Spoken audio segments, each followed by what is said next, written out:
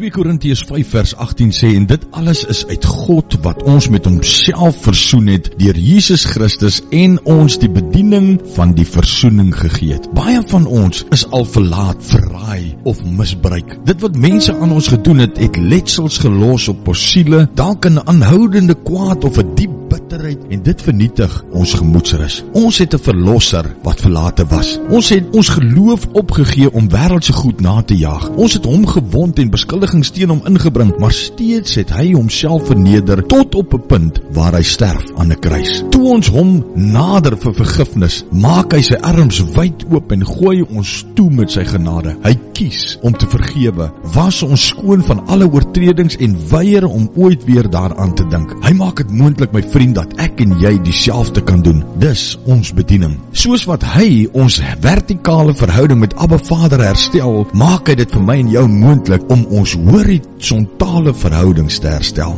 Hy gee ons die vermoë om te vergewe, die krag om op te staan en vry weg te stap. Breek die kettinge vandag, my vriend. Vergewe iemand en word genees van bitterheid. Abba Vader, dankie Here dat U vir ons 'n weg kom baan het. Dankie Here dat U 'n voorbeeld vir ons was waar dit kom by vergifnis. Selfs aan die kruis het U vergewe dit wat hulle besig was om aan U te doen. Ons eer U, ons loof U en ons prys U in die wonderlike naam van Jesus. Amen.